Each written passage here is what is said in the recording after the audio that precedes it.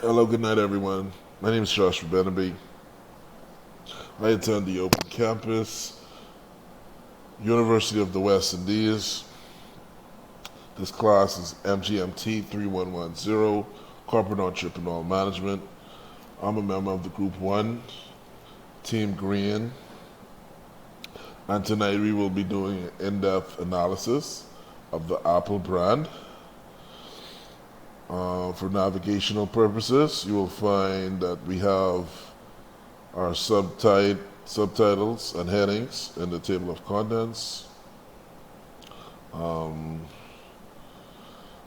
But just so you know, the members of my team are Brooke Rivera, Charles Matheson, and Dwayne Lewis. I myself, I'm Joshua Bennaby. I'll be a narrator for this evening. So this presentation is an overview analysis of the Apple company. It is the result of a collaborative effort of myself and my team, and it embodies the rise of the American corporation, the Apple. It further provides a brief company history and the main products and services that they offer. It also highlights the strategies that they utilize to reconstruct the business architecture to further spark and propel their creativity and innovation to date.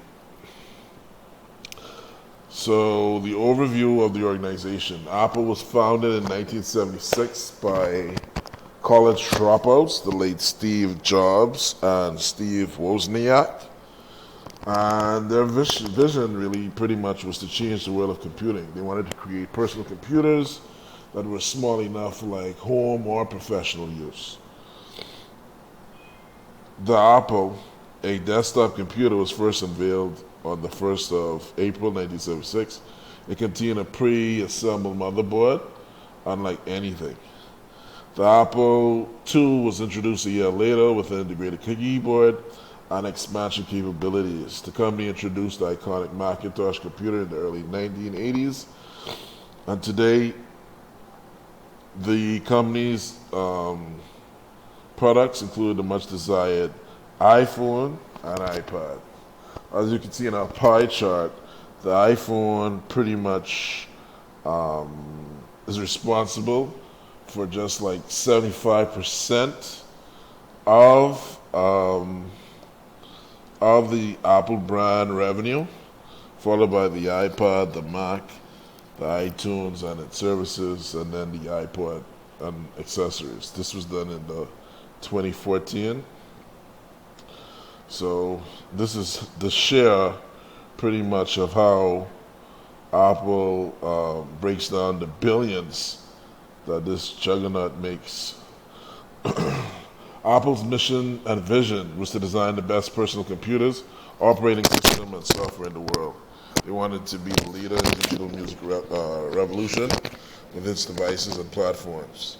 To further revolutionize the mobile phone industry with the iPhone and App Store. To redefine the future of mobile media and computing devices with the iPad. So as you know, the Apple brand is pretty much gold standard. You know, everyone who matters, well, they seem to think that, you know, if you ain't got an Apple, you're not saying anything. Leadership and performance. Apple is viewed as the transformative and innovative company. Steve Jobs' leadership propelled the company's market capitalization from $2 billion to $741 billion. And that's over a 37,000% increase in over 2 decades. Apple's performance continued to surge in its innovative products and unmatched customers' loyalty. The growth continued under the guidance of the new CEO, Tim Cook, with revenues in excess of over $200 billion and net profits of over $45 billion in 2015.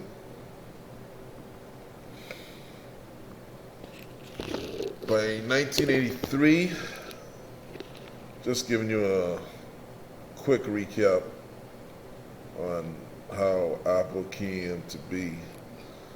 Apple was in turmoil in '83. Steve Jobs was a hands-on micromanager, and he didn't really care too much about his team's opinions. I guess he was pretty stuck on his vision and how he wanted to bring it into fruition.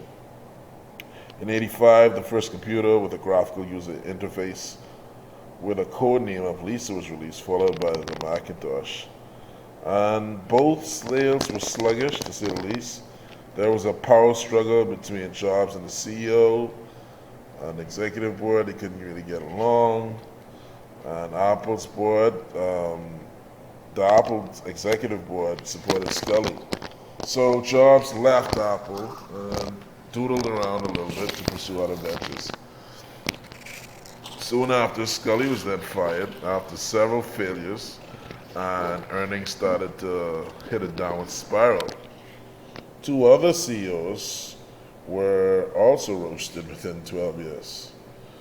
In 1997, Steve Jobs made a return with experience and passion in his eyes. In 1998, the iMac was launched and became a resounding success. The company culture shifted to facilitate a human resource focused and geared towards the innovation of the execution of the company's strategic objectives. They became intentional about their success.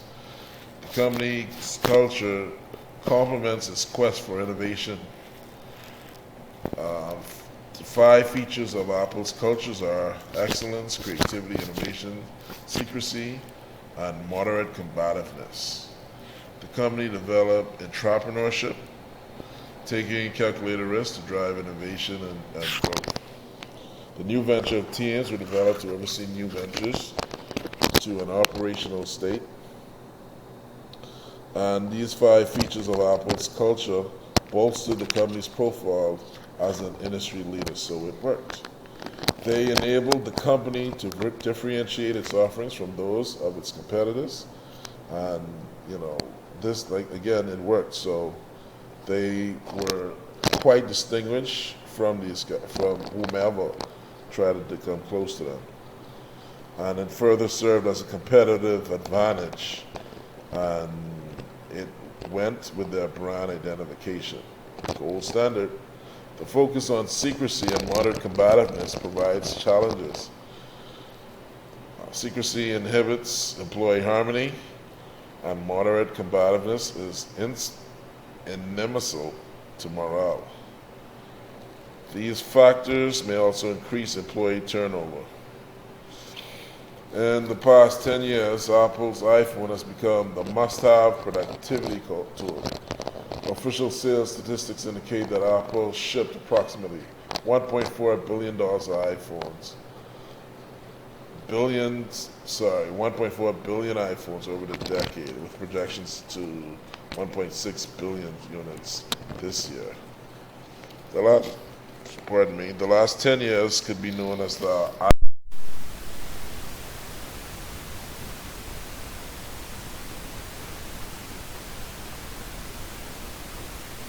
disrupted. The iPhone influenced the Android ecosystem, improving companies like Samsung.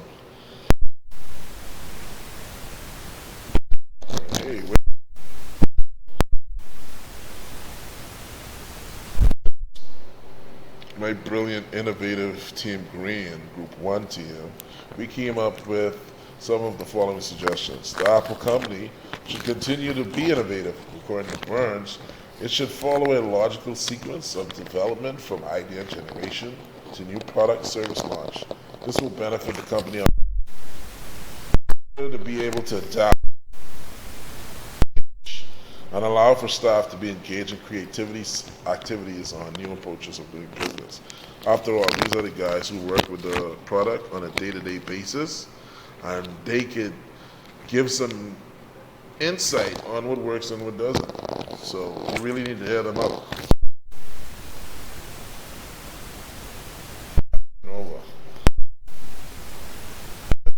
As I went into detail.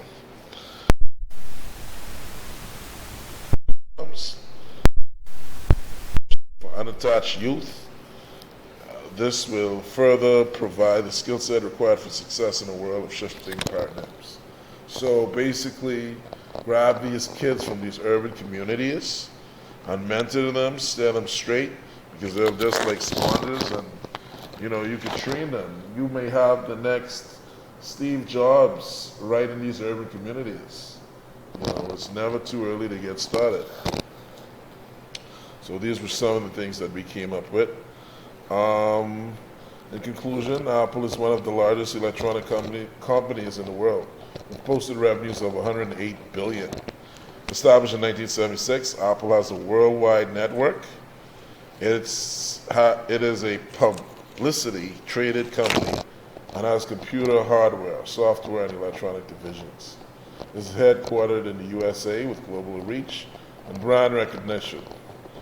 The company has high customer loyalty and brand desirability. Everybody knows an Apple. The company culture of secrecy and moderate combativeness is a deterrent to staff morale and rapport. And below are our references. And I would like to say I thank you so much for sharing this time and space with me. I hope you enjoyed our overview of the Apple brand, and I wish you all a pleasant good night. Thanks for listening to Team Green at the Open Campus, University of the West Indies. My name is Joshua Benamy, and it has been fun.